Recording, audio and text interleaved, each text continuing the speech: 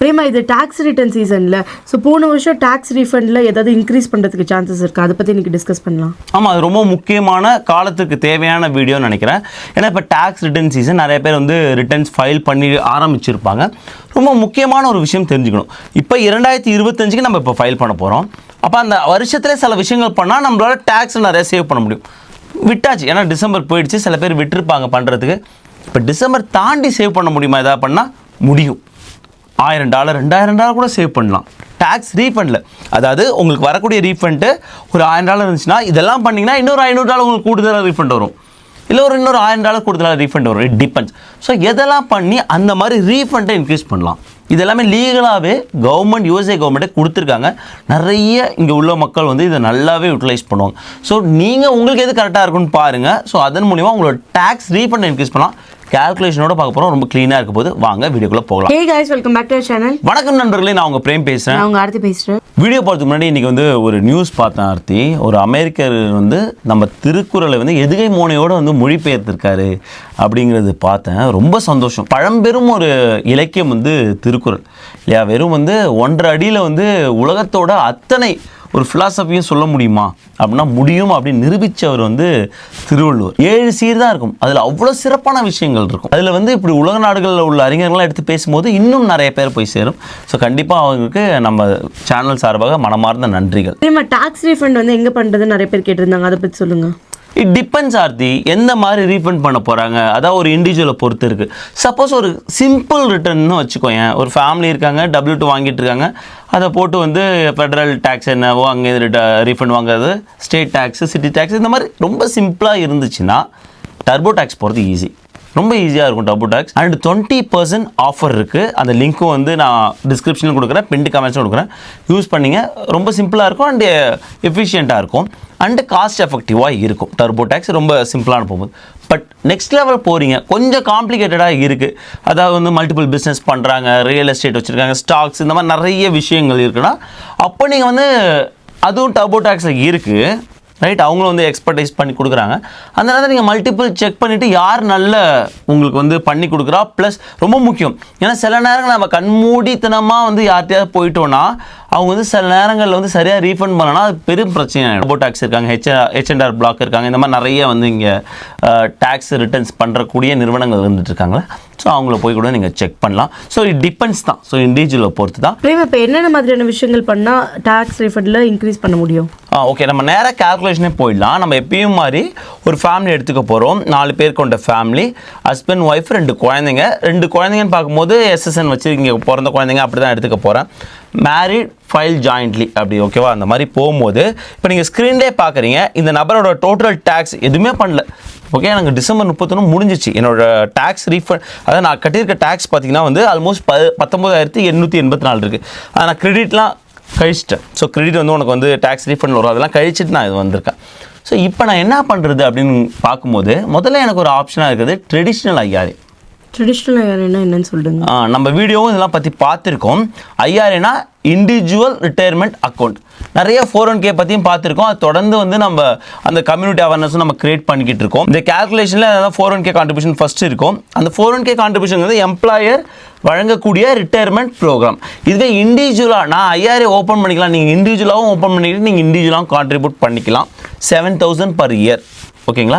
அப்படி நீங்கள் கான்ட்ரிபியூட் பண்ணும்போது அது உங்களை டேக்ஸ் டிடக்ஷன் கொண்டு வரும். நீங்கள் ஒரு விஷயம் தெரிஞ்சுக்கணும், both 401k and traditional IRA contribute பண்ணும்போது டிடக்டபிள் ஃபேஸ் அவுட் ஆகிறதுக்கு வாய்ப்பு இருக்குது. ஸோ அது தெரிஞ்சுக்கணும். ஐ திங்க் வந்து 126,000 to 136 ஃபேஸ் அவுட் ஆகும். அதுவே இப்போ ஒய்ஃப் இருக்காங்க, அவங்களுக்கு வந்து எந்த 401k கான்ட்ரிபியூட் பண்ணல, ஹஸ்பண்ட் மட்டும் தான் கான்ட்ரிபியூட் பண்ணுறாருன்னா ஒய்ஃப் பேரில் ஒரு IRA ஓப்பன் பண்ணி நீங்கள் 7,000 கான்ட்ரிபியூட் பண்ணிவிட்டு அதை நீங்கள் டிடக்ட் பண்ணிக்கலாம்.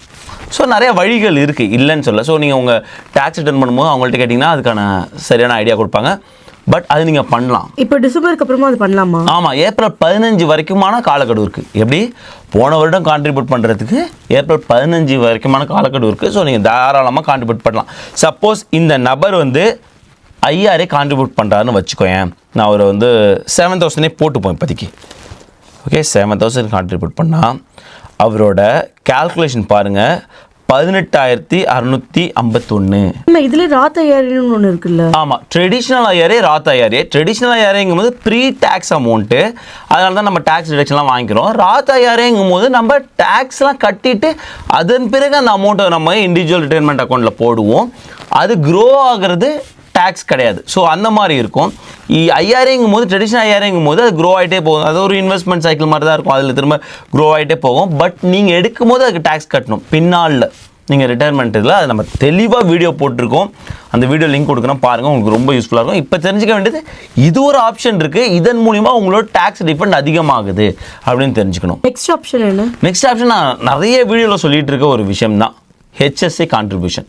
ரைட், HDHP பிளான் போன வருஷம் வச்சுருந்தீங்கன்னா, சப்போஸ் நீங்கள் December 31 வரைக்கும் நீங்கள் கான்ட்ரிபியூட் பண்ணலாம், கூட இப்போ கான்ட்ரிபியூட் பண்ணலாம். இதுவுமே ஏப்ரல் வரைக்குமா? கரெக்ட். இதுவுமே ஏப்ரல் 15 வரைக்கும் கான்ட்ரிபியூட் பண்ணலாம். கான்ட்ரிபியூட் பண்ணும்போது கான்ட்ரிபியூட் டு 2025 அப்படிங்கிற ஒரு லேபிளை வந்து நீங்கள் கொடுக்கணும். அதை கான்ட்ரிபியூட் பண்ணும்போது, பிகாஸ் இது 2026 வரக்கூடாது, 2025 போகணும். வருஷம் பாருங்கள், உங்களுக்கு HDHP பிளான் எடுத்துருக்கீங்க, high deductible health care plan எடுத்திருந்தீங்கன்னா HSA எலிஜிபிள். நான் கான்ட்ரிபியூட் பண்ணலப்பா, மிஸ் பண்ணிட்டேன்னா இப்போ கூட தாராளமாக கான்ட்ரிபியூட் பண்ணலாம்.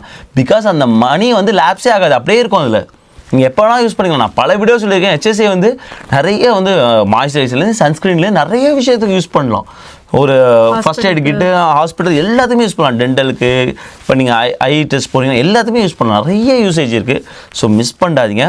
8550 பர் ஃபேமிலிக்கு நீங்கள் வந்து கான்ட்ரிபியூட் பண்ணலாம் பர் இயருக்கு.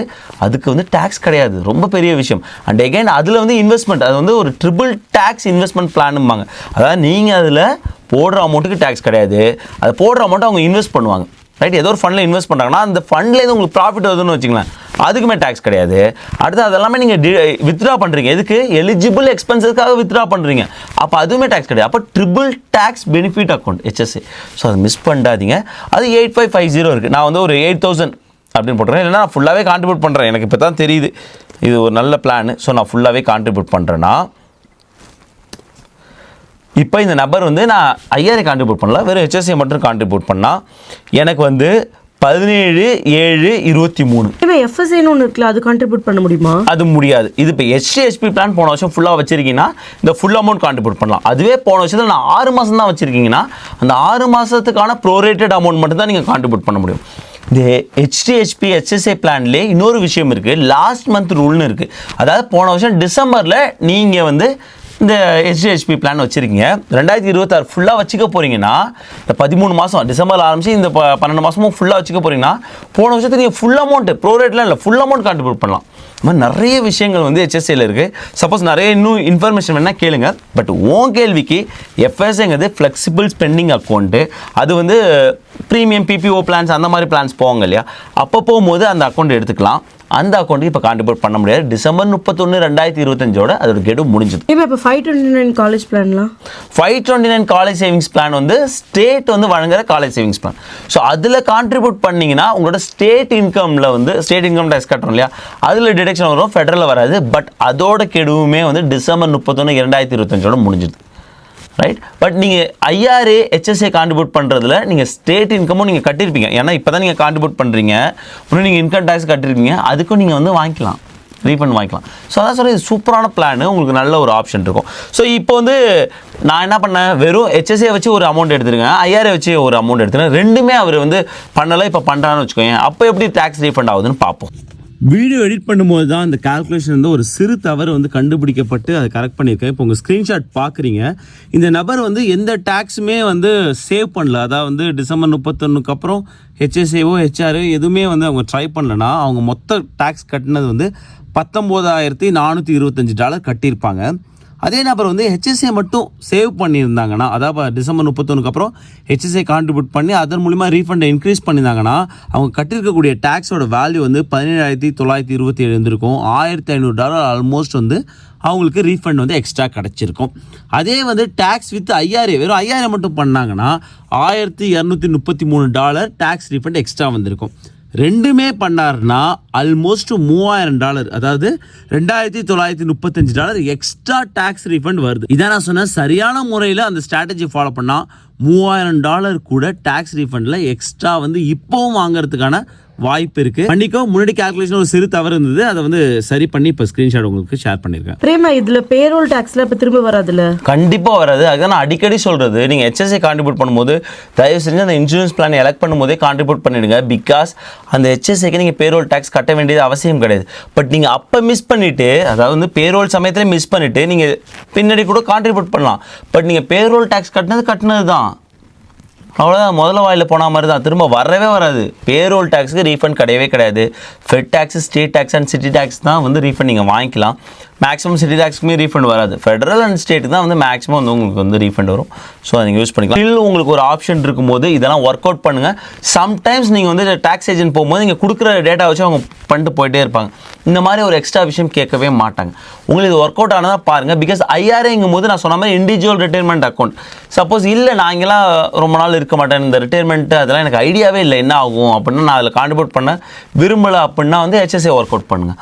இல்லை நான் கண்டிப்பாக ரொம்ப நாள் இங்கே இருப்பேன், IRA வந்து ஒரு பெஸ்ட்டு பிளான் தான் எனக்குன்னா அதையுமே செக் பண்ணுங்கள். அது பண்ணுறதுக்கு முன்னாடி தயவு செஞ்சு இந்த வீடியோ பாருங்கள், இன்னும் உங்களுக்கு நிறைய ஐடியா கிடைக்கும். ஐ ஹோப் உங்களுக்கு இந்த வீடியோ யூஸ்ஃபுல்லாக இருந்து நினைக்கிறேன். மறக்காம நம்மளோட சேனல் லைக் பண்ணுங்க, ஷேர் பண்ணுங்க, சப்ஸ்கிரைப் பண்ணுங்க. மறக்காம அந்த பெல் ஐகான் தட்டி விட்டு போங்க. தேங்க்ஸ் ஃபார் வாட்சிங் திஸ் வீடியோ ஃப்ரெண்ட்ஸ். நன்றி.